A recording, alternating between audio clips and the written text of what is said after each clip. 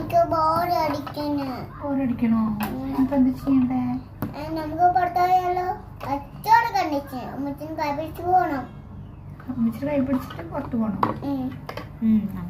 കഥ പറയും കിളിയേ പറന്നു പാടിവാ ഇതുവഴി പാതിരാ കിളി വരുപാൽ